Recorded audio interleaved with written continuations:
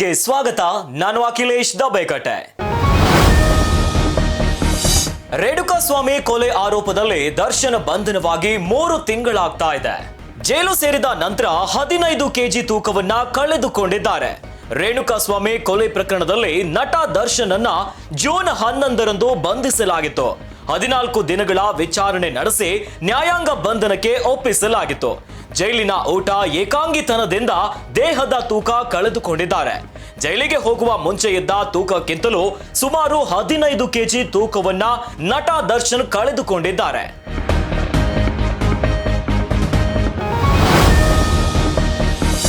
ನಟ ದರ್ಶನ್ ವಿಚಾರದಲ್ಲಿ ನಾನು ಯಾವುದೇ ಪರಿಣಾಮವನ್ನ ಬೀರಿಲ್ಲ. ನಾನು ಬಳ್ಳಾರಿ ಜಿಲ್ಲೆಯ ಉಸ್ತುವಾರಿ ಸಚಿವ ಅಷ್ಟೇ ಎಂದು ಸಚಿವ ಜಮೀರ್ ಅಹಮದ್ ಹೇಳಿದ್ದಾರೆ. ಹುಬ್ಬಳ್ಳಿಯಲ್ಲಿ ಮಾತನಾಡಿದ ಜಮೀರ್, ನಾನು ಡಿಜಿ ಅಲ್ಲ, ಹೋಮ್ ಮಿನಿಸ್ಟರ್ ಅಲ್ಲ, ಐ ಆಮ್ ನಥಿಂಗ್ ಅಂತ ನಾನು ಹೇಗೆ ಸಹಾಯ ಮಾಡಲಿ ಎಂದರು. ಈಗ ದರ್ಶನ್ ವಿಚಾರಕ್ಕೆ ಸಂಬಂಧಪಟ್ಟಂತೆ ಬಹಳ ಆರೋಪ ಕೇಳಬಹುದು. ಯಾಕಂತಂದ್ರೆ ಜಮೀರ್ ಅಹಮದ್ ಜೊತೆ ದರ್ಶನ್ ಅವರು ಆತ್ಮೀಯರಿದ್ದಾರೆ. ಹಾಗಾಗಿ ಅವರನ್ನ ದರ್ಶನ್ ಬಳ್ಳಾರಿ ಜೈಲಿಗೆ ಶಿಫ್ಟ್ ಮಾಡಿದ್ರೆ ಜಿಲ್ಲಾ ಉಸ್ತುವಾರಿ ಸಚಿವರಾಗಿ. ನೀವೆಲ್ಲ ಮಾಧ್ಯಮದವ್ರು ಸೃಷ್ಟಿ ಮಾಡಿದ್ರು. ನಾವು ಆತ್ಮೀಯ ಇಲ್ಲ ಅಂತ ಇಲ್ಲ, ನಾನು ದರ್ಶನ್ ಬಹಳ ಆತ್ಮೀಯರು. ಅವ್ರಿಗೆ ಅವ್ರು ಜೈಲಲ್ಲಿದ್ದಾರೆ. ಈಗ ಜೈಲಲ್ಲಿ ಇದ್ಮೇಲೆ ನಾನೇನು ಸಹಾಯ ಮಾಡೋಕ್ಕಾಗ್ತದೆ? ನಾನು ಜಿಲ್ಲಾ ಉಸ್ತುವಾರಿ ಮಂತ್ರಿ ಇದ್ರು ನಾನೇನು ಸಹಾಯ ಮಾಡಕ್ ಸಾಧ್ಯ ಆಗ್ತದೆ? ನಾನೇನು ಸಹಾಯ ಮಾಡಾಗ್ತದೆ? ಅಲ್ಲಿ ಅವ್ರು ವಿಡಿಯೋಗ್ರಾಫ್ ಬಂದಿದ್ದ ಹಿನ್ನೆಲೆಯಲ್ಲಿ ಅವ್ರನ್ನ ಶಿಫ್ಟ್ ಮಾಡಿರೋದು.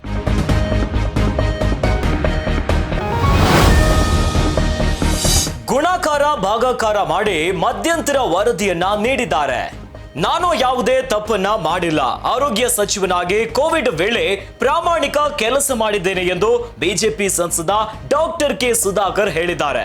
ಸರ್ಕಾರಕ್ಕೆ ಕೋವಿಡ್ ಹಗರಣ ಸಂಬಂಧ ವರದಿ ಸಲ್ಲಿಕೆ ವಿಚಾರವಾಗಿ ಮಾತನಾಡಿದ ಅವರು, ನಾನು ವರದಿ ನೋಡುವವರೆಗೂ ನಾನು ಏನು ಮಾತನಾಡಲ್ಲ ಎಂದು ಹೇಳಿದರು. 2 ವರ್ಷಗಳು ಕೆಳಗೆ ಕೆಲಸ ಮಾಡಿದ್ದೇನೆ. ಕೋವಿಡ್ ಸಂದರ್ಭದಲ್ಲಿ ಪ್ರಾರಂಭದಲ್ಲಿ ವೈದ್ಯಕೀಯ ಶಿಕ್ಷಣ ಸಚಿವನಾಗಿದ್ದೆ. ಅಂತಃಕರಣದಿಂದ ಕೆಲಸ ಮಾಡಿದ್ದೀನಿ. ಅದನ್ನು ಹೇಳಿದ್ದೇನೆ. ಯಾವುದೇ ಕಾನೂನಿನ ವಿರುದ್ಧವಾಗಿ ನಾವು ನಡ್ಕೊಂಡಿಲ್ಲ. ಕಾನೂನು ಬಾಹಿರವಾಗಿರ್ತಕ್ಕಂಥ ಕೆಲಸ ಮಾಡಿಲ್ಲ. ಮಾನ್ಯ ಮುಖ್ಯಮಂತ್ರಿಗಳಾಗಿದ್ದಂಥ ಯಡಿಯೂರಪ್ಪನವರ ಸಂಪುಟದಲ್ಲಿ ಅವರ ನೇತೃತ್ವದಲ್ಲಿ ನಾವೊಂದು ಟಾಸ್ಕ್ ಫೋರ್ಸ್ ಕಮಿಟಿಯನ್ನು ಕ್ಯಾಬಿನೆಟ್ ಮಂತ್ರಿಗಳು 5 ಜನ ಅದರಲ್ಲಿ ಭಾಗಿಯಾಗಿ, ಅವತ್ತರಲ್ಲಿ ಆರೋಗ್ಯ ಸಚಿವರು ಶ್ರೀರಾಮುಲವರು. ಟಾಸ್ಕ್ ಫೋರ್ಸ್ ಕಮಿಟಿಗೆ ಪ್ರಾರಂಭದಲ್ಲಿ ಶ್ರೀರಾಮುಲವರು ಅಧ್ಯಕ್ಷರಿದ್ದರು.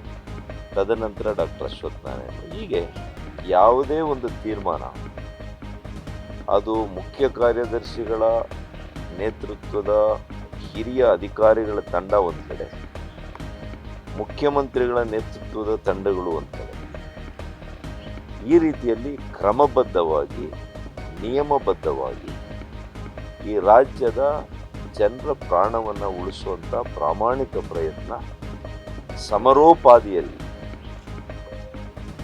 ಅದು ಹೇಗಿತ್ತು ಆ ಸ್ಥಿತಿ ಅಂದರೆ, it was A health emergency, ಆರೋಗ್ಯ ತುರ್ತು ಪರಿಸ್ಥಿತಿ. ಅಂತ ಸಂದರ್ಭದಲ್ಲಿ ನಾಳೆ ಏನು ಅಂತ ಯಾರಿಗೂ ಗೊತ್ತಿಲ್ಲ, ವೈದ್ಯನಿಗೂ ಗೊತ್ತಿಲ್ಲ, ಸರ್ಕಾರಕ್ಕೂ ಗೊತ್ತಿಲ್ಲ, ಇಡೀ ವಿಶ್ವಕ್ಕೆ ಗೊತ್ತಿಲ್ಲ. ಇವತ್ತು ಪಾಪ ಅವರು ಲೆಕ್ಕ ಹಾಕಿದಾರಂತೆ, ಅವತ್ತಿನ ಔಷಧಿ ಎಷ್ಟು, ಇವತ್ತಿನ ಬೆಲೆ ಏನು, ಏನೋ ಲೆಕ್ಕ ಹಾಕಿ ಕೊಟ್ಟಿದ್ದಾರೆ. ಗೊತ್ತಿಲ್ಲ ನನಗೇನು, ಆ ವರದಿ ಏನಿದೆ ಅಂತಾನು ಗೊತ್ತಿಲ್ಲ.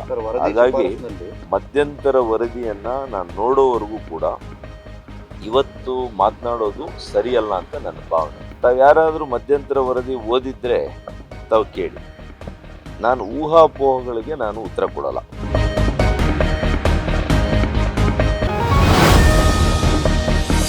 ಮೂಡಾದಲ್ಲಿ ನಡೆದಿದೆ ಎನ್ನಲಾಗಿರುವ ಹಗರಣಕ್ಕೆ ಸಂಬಂಧಪಟ್ಟಂತೆ 2 ಮಾಜಿ ಮೂಡಾ ಆಯುಕ್ತರ ವಿರುದ್ಧ ಲೋಕಾಯುಕ್ತಕ್ಕೆ ದೂರು ನೀಡಲಾಗಿದೆ.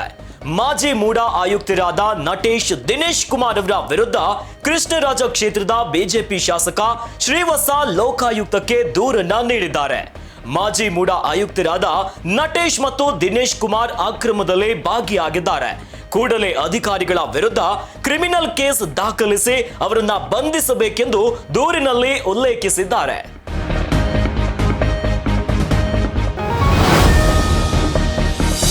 ಮೂಡಾ ವಿಚಾರದಲ್ಲಿ ಸಿಎಂ ಸಿದ್ದರಾಮಯ್ಯಗೆ ಯಾವುದೇ ಆತಂಕ ಇಲ್ಲ ಅಂತ ಗೃಹ ಸಚಿವ ಜಿ ಪರಮೇಶ್ವರ್ ಹೇಳಿದ್ದಾರೆ. ಬೆಂಗಳೂರಿನಲ್ಲಿ ಮಾತನಾಡಿದ ಪರಮೇಶ್ವರ್, ಸಿಎಂಗೆ ಯಾವುದೇ ಆತಂಕ ಇಲ್ಲ.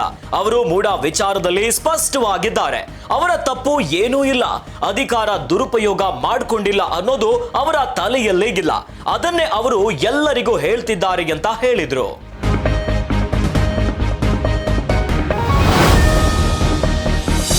ಏಳು ಜಿಲ್ಲೆಗಳಿಗೆ ಕುಡಿಯುವ ನೀರು ಹಾಗೂ ಕೆರೆ ತುಂಬಿಸುವ ಎತ್ತಿನಹೊಳೆ ಯೋಜನೆಯ ಏತ ಕಾಮಗಾರಿಗಳಿಗೆ ಗೌರಿ ಹಬ್ಬದಂದು ಸಿಎಂ ಚಾಲನೆ ನೀಡಲಿದ್ದಾರೆ. ಈ ಬಗ್ಗೆ ಬೆಂಗಳೂರಿನಲ್ಲಿ ಮಾತನಾಡಿದ ಡಿಸಿಎಂ ಡಿಕೆ ಶಿವಕುಮಾರ್, ಕೋಲಾರ, ಚಿಕ್ಕಬಳ್ಳಾಪುರ, ಬೆಂಗಳೂರು ಗ್ರಾಮಾಂತರ, ರಾಮನಗರ, ತುಮಕೂರು, ಹಾಸನ ಜಿಲ್ಲೆಗಳ ಜನರು ಈ ಯೋಜನೆಯನ್ನ ಎದುರು ನೋಡ್ತಿದ್ದಾರೆ. ಈಗಾಗಲೇ ಯೋಜನೆಯ ಕಾಮಗಾರಿಗಳ ಪರೀಕ್ಷಾರ್ಥ ಕಾರ್ಯಾಚರಣೆ ಮಾಡಿದ್ದೇನೆ ಅಂತ ತಿಳಿಸಿದ್ರು. 6ನೇ ತಾರೀಕು ಗೌರಿ ಹಬ್ಬದ ದಿನ ನಮ್ಮ ರಾಜ್ಯದ ಮಹತ್ವಾಕಾಂಕ್ಷೆ ಯೋಜನೆ ಕೋಲಾರ, ಚಿಕ್ಕಬಳ್ಳಾಪುರ, ಬೆಂಗಳೂರು ಗ್ರಾಮಾಂತರ, ರಾಮನಗರ, ತುಮಕೂರು, ಹಾಸನ ಇವೆಲ್ಲೂ ಕೂಡ ಎತ್ತಿನೊಳೆ ಕನಸನ್ನು ನಾವೆಲ್ಲ ಕಾಣ್ತಾ ಇದ್ದೆವು. ಭಾಳ ಹಿರಿಯ ನಾಯಕರುಗಳೆಲ್ಲ ಹೋರಾಟ ಮಾಡಿದ್ದಾರೆ. ಅನೇಕ ಪಕ್ಷಗಳು ಕೂಡ ಸಹಕಾರ ಕೊಟ್ಟಿದೆ. ಮೊನ್ನೆ ತಾನೇ ಹೋಗಿ ಟ್ರಯಲ್ ರನ್ ಮಾಡಿ ಬಂದಿದ್ದೇನೆ. 1 ವರ್ಷದಿಂದ ಭಾಳ ಚಾಲೆಂಜಿಂಗ್ ಜಾಬ್ ಅಂತ ಜವಾಬ್ದಾರಿ ತೆಗೆದುಕೊಂಡಿದ್ದೆ. ಬೇಕಾದಷ್ಟು ಟೀಕೆಗಳು ಬರ್ತಾ ಇತ್ತು. ಟೀಕೆಗಳು ಬರಲಿ, ಏನು ತೊಂದರೆ ಇಲ್ಲ.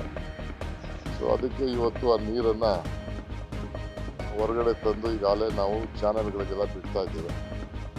ಮಧ್ಯ ಸ್ವಲ್ಪ ಫಾರೆಸ್ಟಲ್ಲಿ ಸ್ವಲ್ಪ ಸಮಸ್ಯೆ ಇದೆ. ಅದನ್ನು ಕೂಡ ಸೆಪ್ರೇಟ್ ಮಾಡಿದ್ದೇವೆ, ಅಪ್ಲೋಡ್ ಮಾಡಿದ್ದೇವೆ. ಅವ್ರು ಹ್ಯಾಂಡ್ ಓವರ್ ಮಾಡಿದ ತಕ್ಷಣ ಮೇಜರ್ ಚಾನಲ್ಗೆ ಬಂದು ನೀರು ಬೀಳ್ತದೆ.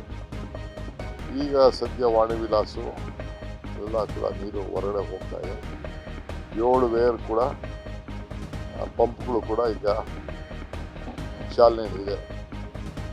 ಸೊ 6ನೇ ತಾರೀಕು ಮುಖ್ಯಮಂತ್ರಿಗಳು ಅದನ್ನು ಚಾಲನೆ ಮಾಡುವಂಥ ಕಾರ್ಯಕ್ರಮವನ್ನು ಹಬ್ಬದ ದಿನ, ಗೌರಿ ಹಬ್ಬದ ದಿನ ಮಧ್ಯಾಹ್ನ 12 ಗಂಟೆ 5 ನಿಮಿಷಕ್ಕೆ ಅದನ್ನು ಪ್ರಾರಂಭ ಮಾಡಬೇಕು ಅಂತೇಳಿ ತೀರ್ಮಾನ ಮಾಡಿದ್ದೇವೆ. ಸೊ ಈ ವಿಚಾರವನ್ನು ನಾನು ರಾಜ್ಯದ ಎಲ್ಲ ಜನರಿಗೂ ತಿಳಿಸಲಿಕ್ಕೆ ಬಯಸ್ತೇನೆ.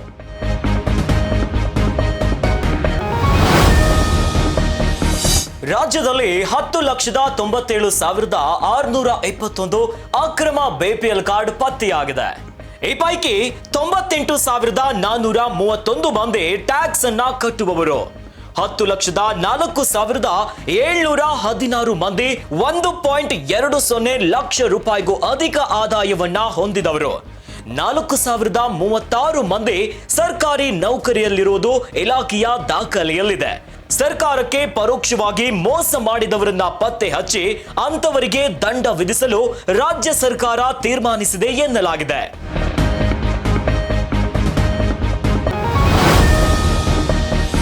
ತೈಲ ಮಾರಾಟ ಕಂಪನಿಗಳು ಎಂದಿನಿಂದಲೇ ಜಾರಿಗೆ ಬರುವಂತೆ ವಾಣಿಜ್ಯ ಬಳಕೆ ಎಲ್ಪಿಜಿ ಸಿಲಿಂಡರ್ ದರವನ್ನ 39 ರೂಪಾಯಿ ಹೆಚ್ಚಿಸಿವೆ. ದೆಹಲಿಯಲ್ಲಿ ವಾಣಿಜ್ಯ ಬಳಕೆಯ 19 ಕೆಜಿಯ ತೂಕದ ಸಿಲಿಂಡರ್ ದರವು 1,691ಕ್ಕೆ ಏರಿಕೆಯಾಗಿದೆ. ಅಂತಾರಾಷ್ಟ್ರೀಯ ಮಾರುಕಟ್ಟೆಯಲ್ಲಿ ದರ ಏರಿಕೆಗೆ ಅನುಗುಣವಾಗಿ ಈ ಬದಲಾವಣೆಯನ್ನ ಮಾಡಲಾಗಿದೆ ಎಂದು ಕಂಪನಿಗಳು ತಿಳಿಸಿವೆ.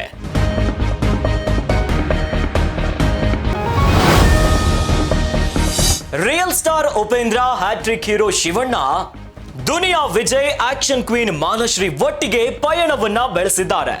ಸ್ಯಾಂಡಲ್ವುಡ್ ಬಿಗ್ ಸ್ಟಾರ್ ಜೊತೆಗೂಡಿ ಏರ್ಪೋರ್ಟ್ ಅಂಗಳದಲ್ಲಿ ಕಾಣ ಸಿಕ್ಕಿದ್ದು ಕುತೂಹಲ ಮೂಡಿಸಿತು. ಅಷ್ಟಕ್ಕೂ ನಮ್ಮ ತಾರೆಯರೆಲ್ಲ ಒಟ್ಟಾಗಿ ಫ್ಲೈಟ್ ಏರಿ ಹೋಗಿದ್ದೆಲ್ಲಿಗೆ ಎನ್ನುವ ಪ್ರಶ್ನೆ ಕಾಡಿತು. ಅದಕ್ಕೆ ಉತ್ತರ ಸಿಕ್ಕಿದೆ. ಟಿಟೌನ್ ಲೆಜೆಂಡ್ ನಂದಮೂರಿ ಬಾಲಕೃಷ್ಣ ಹಮ್ಮಿಕೊಂಡಿರುವ ಕಾರ್ಯಕ್ರಮದಲ್ಲಿ ನಮ್ಮ ಚಂದನ ವನದ ಚಂದದ ತಾರೆಯರು ಭಾಗಿಯಾಗಲಿದ್ದಾರೆ.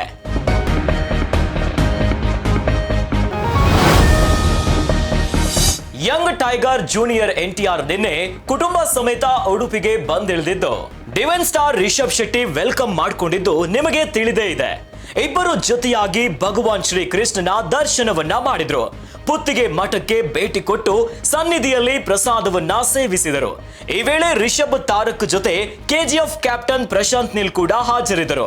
ಅಂದಹಾಗೆ ಉಡುಪಿ ಶ್ರೀ ಕೃಷ್ಣ ಮಠಕ್ಕೆ ಭೇಟಿ ಕೊಡಬೇಕು ಅನ್ನೋದು ಜೂನಿಯರ್ NTR ಅವರ ತಾಯಿ ಶಾಲಿನಿ ನಂದಮೂರಿ ಅವರ 40 ವರ್ಷದ ಕನಸಾಗಿತ್ತು.